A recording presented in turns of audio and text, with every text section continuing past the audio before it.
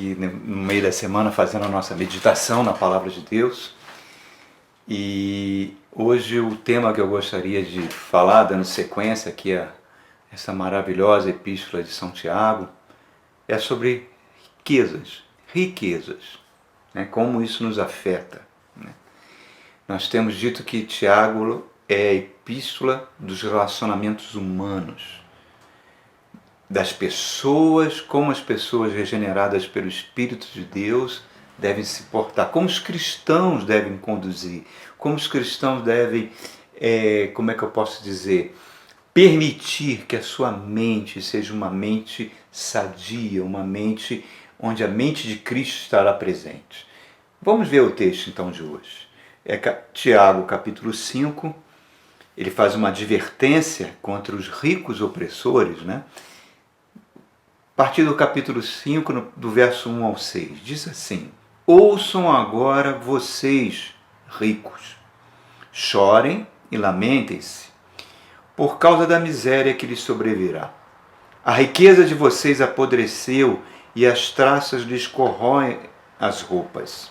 O ouro e a prata de vocês enferrujaram.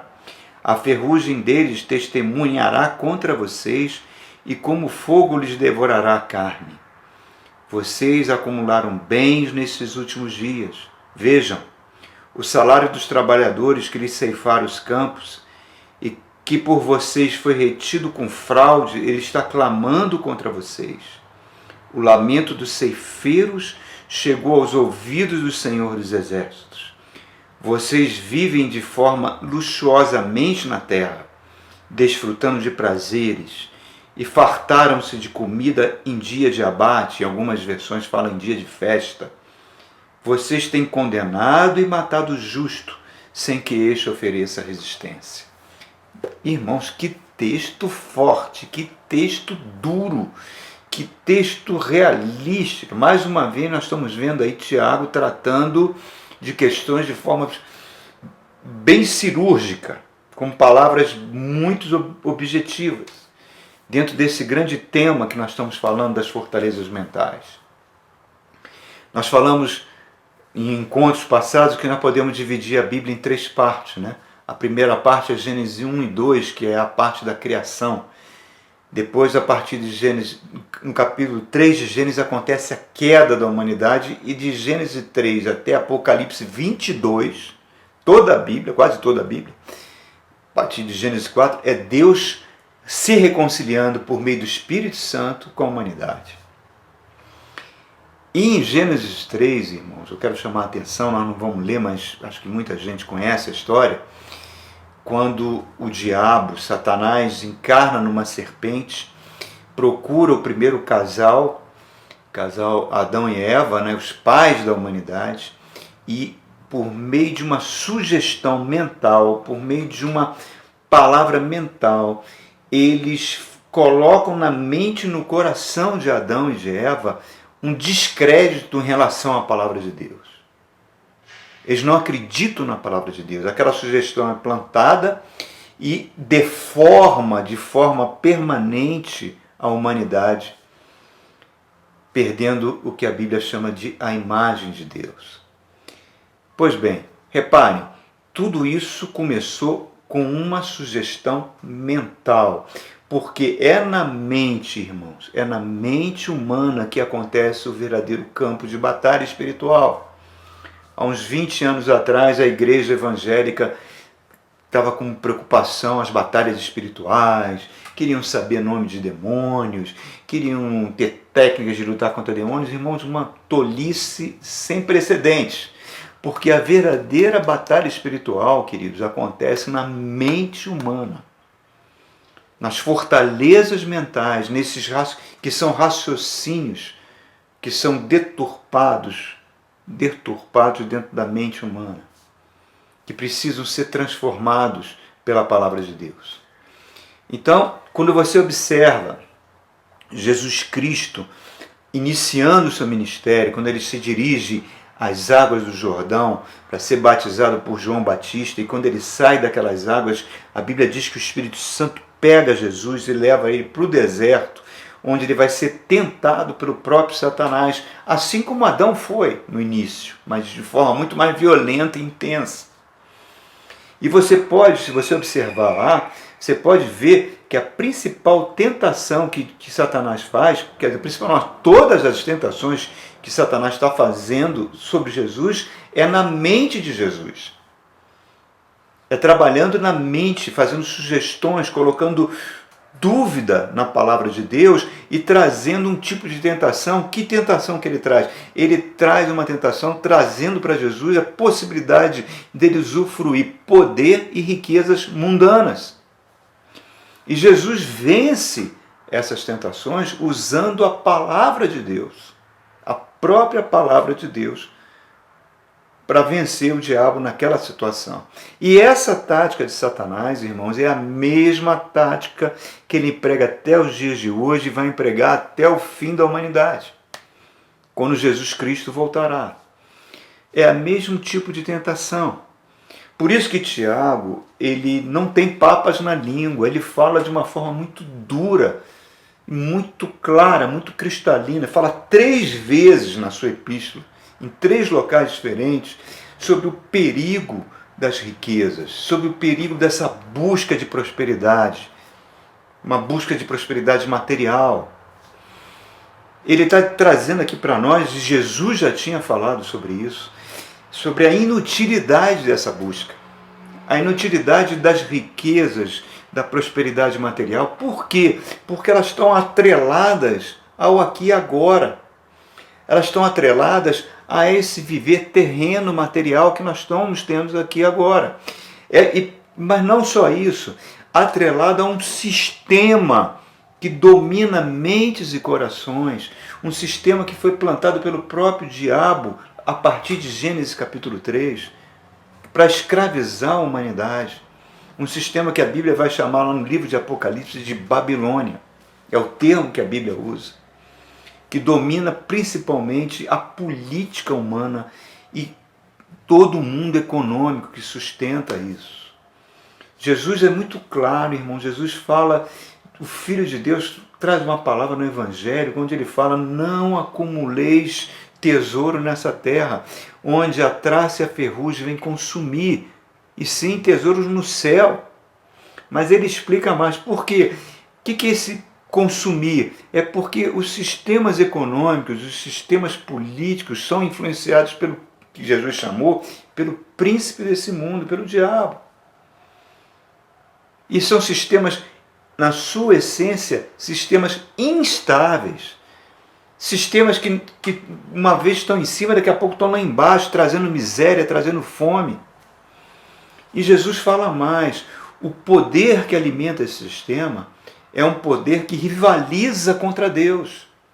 Ele chama lá no capítulo 16 de Lucas, ele dá um nome para esse poder, o nome de uma divindade cananeia que existia contemporânea a Jesus, uma divindade que os cananeus na Palestina adotavam, que tinha até sacrifícios de crianças que eles faziam, que eles dão o nome de Mamon. Mamon é um deus que era o famoso deus da prosperidade. O que Jesus está querendo dizer ali é que há um poder espiritual nesse mundo que rivaliza contra o poder de Deus. E esse poder espiritual escraviza bilhões de seres humanos. E Jesus é muito claro, ele fala: ou você vai amar esse poder que ele chama de Mamon, e vai desprezar Deus. Ou você ama a Deus e despreza esse poder. Não tem como ter meio termo nisso. Não dá para ficar em cima do muro em relação a isso, irmãos. E como é que esse poder se manifesta? Ele se manifesta no amor ao dinheiro, que a Bíblia diz que é a raiz de todos os males. E um pseudo-poder que esse amor proporciona, esse amor falso, esse fake love, proporciona para nós. Não existe neutralidade nisso, irmãos. O dinheiro não é neutro. O dinheiro em si não é mau. É claro que a gente precisa do dinheiro para muitas coisas, né? Nós precisamos do dinheiro para ter uma vida de conforto, uma vida segura. A Bíblia não vai contra isso. Ela vai contra o amor a isso. Aí que está a chave da questão. O dinheiro nunca será neutro. Se você encontrar Por exemplo, você está andando na rua, encontrou um copinho de plástico, desses que é usado para tomar café ou água, você olha para aquele copo, aquele copinho não vai te afetar em nada. Você pode parar, pegar ele, jogar no lixo ou ir embora e deixar ele no chão, achando que alguém vai pegar, vai limpar a rua, vai jogar fora. Em suma, aquilo não te afeta. Mas se você encontrar uma nota de R$100 no chão e olhar para ela, você não vai ter a mesma reação. Aquilo vai te afetar. Ou você vai pegar, ou você vai procurar o dono, enfim. Isso mostra que o dinheiro não é neutro. Ele existe um poder nele. O que a Bíblia está nos dizendo é que todo sofrimento advém da concentração dessa riqueza. Ele está falando aqui para os ricos, no caso, né? A concentração da riqueza, que é, digamos assim, cujo principal combustível é a ganância humana. E essa concentração de riquezas, que agora está cada vez maior, né? Ela vai contra os valores do reino de Deus. Os valores do reino de Deus são a justiça do reino de Deus, que basicamente se baseia numa distribuição, numa igualdade entre os seres humanos, irmãos. Nosso Deus não é Deus dos prósperos. Nosso Deus não é Deus, ele fala, eu sou o Deus dos órfãos e das viúvas. Eu sou o Deus dos desamparados. Tudo de bom que Deus tem para oferecer para a humanidade, que o amor de Deus que Deus tem de bom, é para ser distribuído entre todos. Os seres humanos, por não entenderem isso, criaram filosofias, criaram regimes políticos, onde eles tentam distribuir a riqueza que há no mundo, tentam gerar um regime político de igualdade, vê aí o comunismo, o socialismo, o próprio neoliberalismo, que é o braço do capitalismo selvagem de hoje, todos esses regimes, o fascismo, seja de esquerda, de direita, não importa, todos os sistemas tentaram e fracassaram, e vão fracassar sempre, irmão. Por quê? Porque ele desconsidera a vertente espiritual, ele considera apenas a vertente social e psicológica do ser humano, mas se esquece que o ser humano é um ser espiritual. E se ele é um ser espiritual e nosso Deus é espírito, ele desconhece um poder espiritual que entrou na humanidade através da mente de Adão e de Eva, que a Bíblia chama de pecado, que destruiu a imagem de Deus e que implanta esse desejo por ganância. Por isso nós temos guerras, por isso nós temos divórcios, por isso que a escravidão não acabou, ela continua cada vez mais presente com essa concentração de riquezas que nós estamos vendo, irmãos. E tudo isso acontece, a Bíblia diz, porque existe um amor da humanidade, plantado pelo diabo, mas é um amor da humanidade. A humanidade optou em amar esse sistema diabólico que controla o mundo, que a Bíblia chama de Babilônia. Nós não temos tempo de ver isso aqui, falar sobre isso. Se você tiver curiosidade, você pode abrir no livro do Apocalipse, no capítulo 17 e 18, quando o anjo chega para o apóstolo João e vai explicando como esse sistema de Babilônia, que domina o mundo, ele, digamos assim, ele é sustentado. Como ele atua nas mentes e nos corações humanos e como é fundamental que Deus dê um fim nesse sistema, e vai acontecer com a volta de Cristo, onde tudo isso será destruído de forma definitiva, irmãos. Jesus vai vir para implantar novos céus e nova terra, onde não poderá existir mais esse tipo de sistema. Não poderá mais haver pecado. E interessante que a Bíblia, ela usa muitas linguagens figuradas, ela mostra esse sistema na figura de uma mulher sentada numa besta, com um cálice na mão, embriagada do vinho que representa os sangues de todos aqueles pertencentes ao povo de Deus que se recusaram que se recusaram a seguir esse sistema, que a Bíblia chama em Hebreus capítulo 11 de heróis da fé. É uma mulher que está com joias, embriagada na sua loucura, e diz que ela fornicou com os reis da terra. Quer dizer, o que significa isso? Ela criou sistemas políticos, fez alianças políticas para sustentar um sistema cruel que tem um único objetivo: destruir os santos de Deus. Quem são os santos de Deus? É aquele povo que está apegado aos valores do reino de Deus, que Jesus veio trazer para nós. E como é que ele faz isso? E é isso que me deixa triste, irmãos. E é isso que me deixa preocupado, é isso que eu posso dizer para você, que deveria preocupar você também. Ele faz isso por meio da falsa religião cristã, que vai dominar o mundo nesse período do anticristo, através de duas bestas que vão se levantar da terra, que simbolizam dois filhos, dois principados e potestades espirituais que vão dominar o mundo. Um ele chama de anticristo e o outro ele chama de falso profeta. E esse falso profeta ele vai pegar a religião para adorar o falso Cristo. E essa falsa religião já está presente no mundo desde a cruz do Calvário. Se você ler lá a epístola de João e outras epístolas, que o anticristo já está presente no mundo. Por exemplo, se você pegar um exemplo apenas, Segunda Guerra Mundial, a Igreja Católica da Alemanha e a Igreja Luterana da Alemanha se associaram ao regime do nazismo e perseguiram aqueles irmãos, aquelas pequenas igrejas que se recusaram a seguir aquele regime político.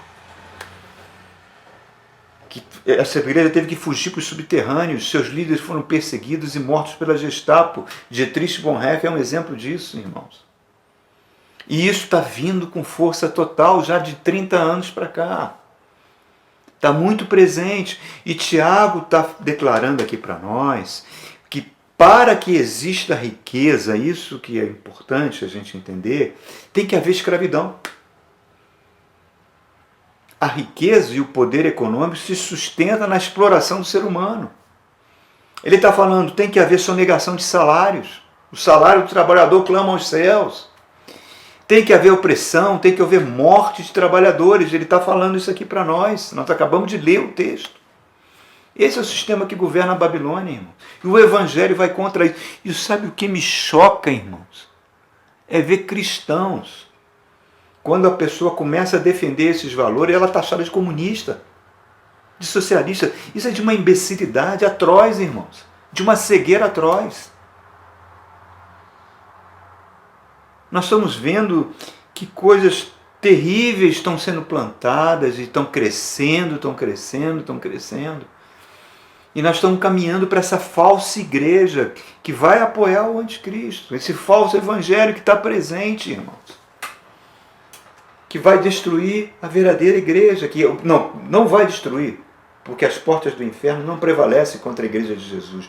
Mas que ela vai perseguir e vai tentar matar os santos e vai conseguir. O livro do Apocalipse mostra que muitos vão morrer por causa disso. Por isso que Tiago está falando disso. A obra do Espírito Santo ela é feita na nossa mente. E nós precisamos ter a mente de Cristo para a gente não virar gado, irmãos.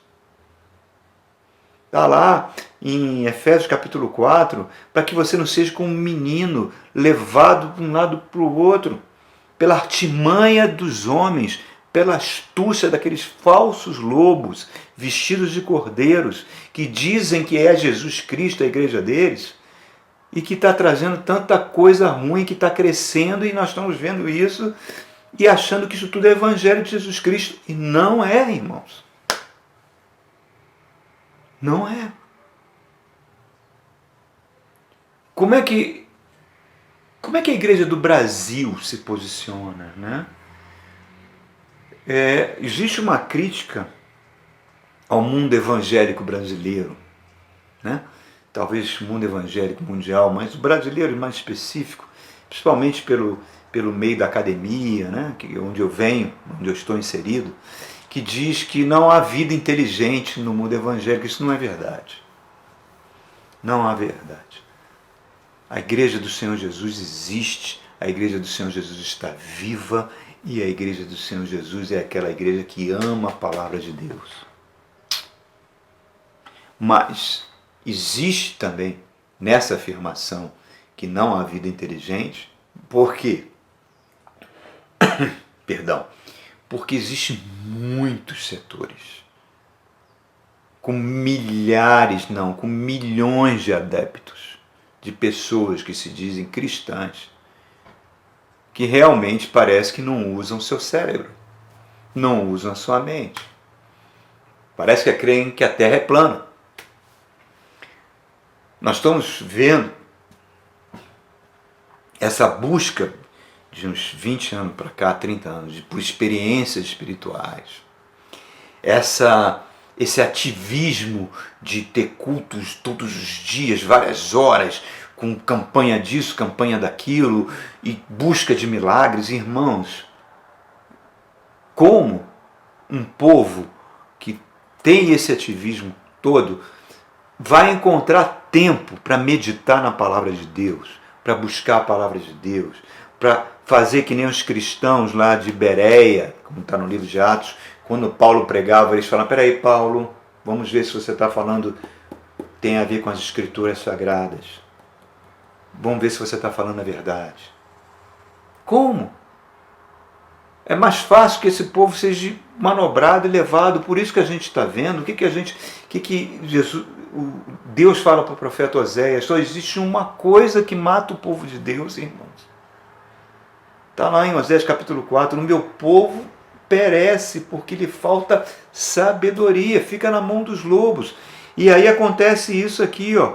Verso 4, vejam o salário dos trabalhadores que ceifaram os campos, que por vocês foi retido com fraude, está clamando contra vocês. O lamento dos ceifeiros chegou aos ouvidos do Senhor dos Exércitos. Vocês vivem de forma luxuosa na terra, desfrutando prazeres, fartam-se de comida em dia de abate. Vocês têm condenado e matado o justo, sem que esse ofereça resistência. É o cenário que nós estamos vendo, irmãos. É o cenário que nós estamos vendo e que está aumentando. Nós estamos vendo esse poder que entrou, essa busca por essa prosperidade mundana, fez que fossem construídos megatemplos, emissoras de televisão foram compradas. Pega o programa dessas emissoras de televisão aqui no Brasil e vê se tem programas evangelísticos baseados na palavra de Deus. O que você observa é o tempo, não só isso, irmãos. Essas igrejas fundaram partidos políticos que elegeram prefeitos agora, que sustentam a política atual. Tudo isso, irmãos, é uma coisa que a gente tem que se preocupar. Que criaram uma bancada, que é chamada de bancada evangélica, de bispos e pastores, que toda hora a gente fica ouvindo negociatas e pessoas envolvidas com escândalos diversos, que não vale a pena nem a gente gastar tempo para falar aqui, irmãos. O que eu trago para aí, qual é a principal mensagem que é trazida?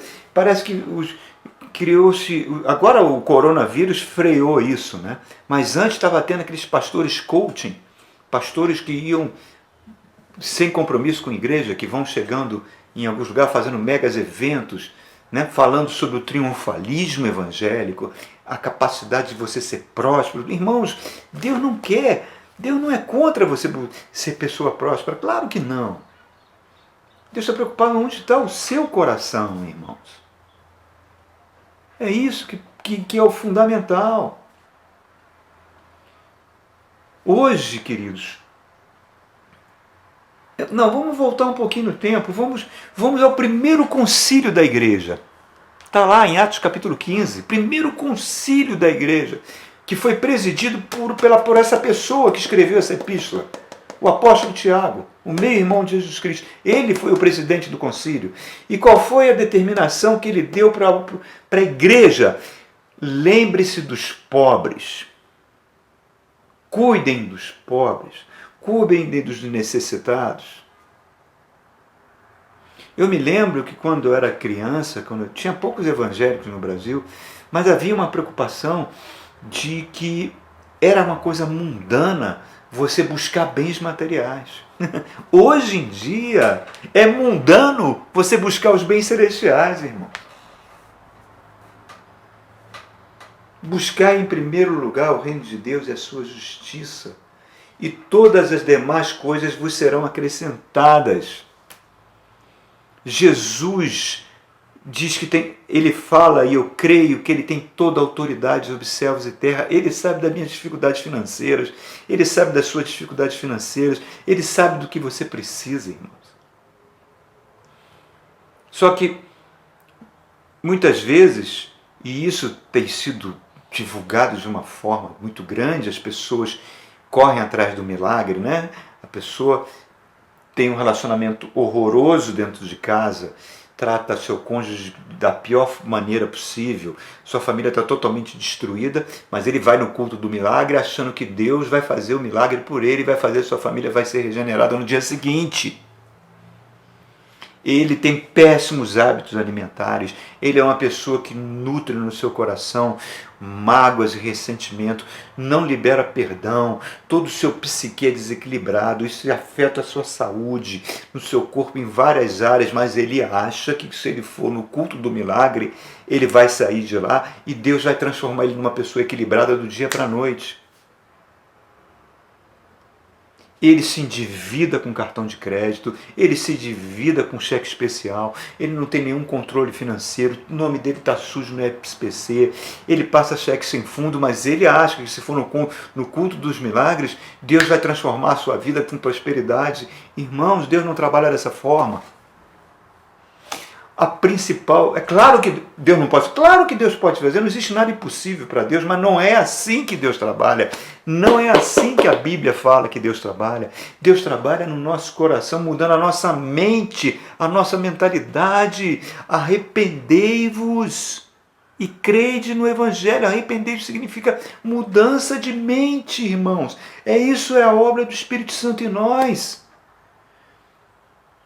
E Deus vai cuidar de nós, de todas as nossas necessidades. Nós temos que aprender como o apóstolo Paulo. Eu sei viver contente em qualquer situação.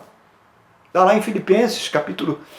Ele diz na carta aos Filipenses, quando ele diz, eu sei tanto estar bem na pobreza quanto na fartura. E ele está dizendo, eu sei viver bem independente do sistema político financeiro que estiver governando o mundo. Assim deve ser o nosso objetivo, irmãos. Esse deve ser o nosso objetivo. Amados, está acontecendo esse mês em Israel a celebração do Shavuot, né? O que significa isso? Está lá no livro de Números. Deus ordena ao povo, quando vocês entrarem na terra prometida e receberem a primeira colheita dos frutos, esses frutos vocês vão levar para o tabernáculo, e quando o templo estiver construído, vocês vão levar para o templo. Essas primeiras colheitas são as primícias das terras. Isso é dado para Hashem. Hashem é o nome hebraico que eles dão para Deus, né? É dado para Adonai, reconhecendo e agradecendo a Deus pela sua bondade para conosco, pelas suas bênçãos. Isso é um mandamento de Deus. Como hoje não tem o templo, né?